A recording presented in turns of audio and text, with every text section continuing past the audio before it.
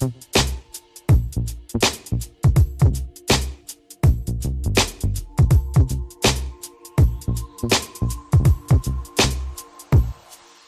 dad was a big jazz fan, so he took me to a lot of jazz gigs when I was young. I saw Miles Davis when I was about 11 at the Apollo. The radio was always on in our house. It was in Jazz FM was around, so yeah, a lot of jazz in my house. And when I met James, Defty, about 10 years ago, we sort of hit it off straight away musically, and we sort of built the Mouse outfit through that. I moved to Manchester because it's a music city. That was all I wanted to do when I was growing up, and I just wanted to play in bands. I was actually at one of the Mr. Scruff Keep It Unreal nights. I was much more into the groove-based stuff that I was hearing the DJs play than the stuff that I was playing in bands. And so that was the kind of direction I wanted to move into.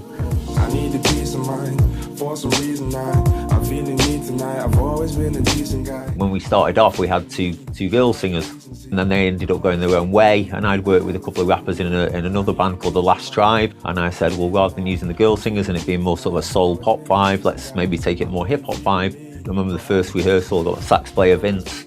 We got the two MCs and it was like, this sounds amazing. This is the sound that we want to go for. So we loved the sort of rap and the live band combination. So that's sort of what kicked it off.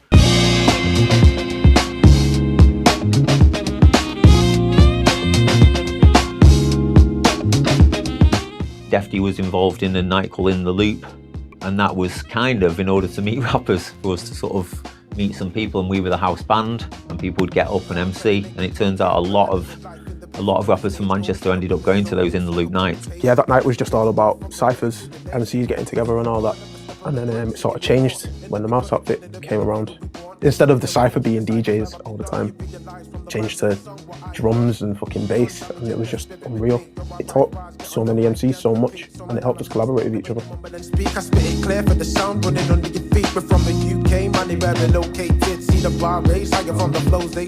Sort of 10, 15 years ago in Manchester, there weren't a lot of hip-hop acts, but now there were literally hundreds, if not thousands of rappers out there, and they're getting better and better, and people like MDD have sort of paved the way for them to have success being from Manchester.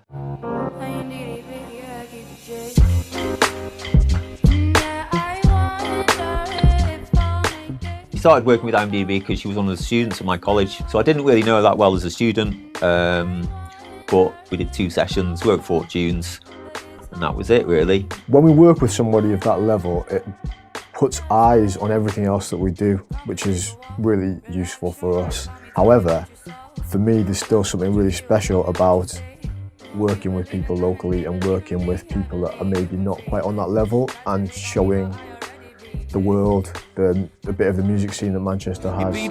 Funny brother with the fights, the flows connect, slick back your neck, slack, rock up your dome, it's popping off a lot, rhythm and get diminishing. It took me a while to get used to the regional accents, and I actually think now people are used to that. People don't go, oh, he's from Newcastle, I can't listen to that, he's from Manchester, I can't listen to that. People have got used to the regional stuff, and a lot of the regional rappers are now, to me, a lot stronger than the ones from the States.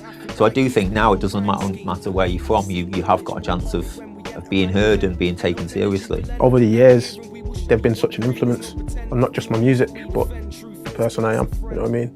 This whole city has been an influence on the person I am. I love this city. Nice one, man.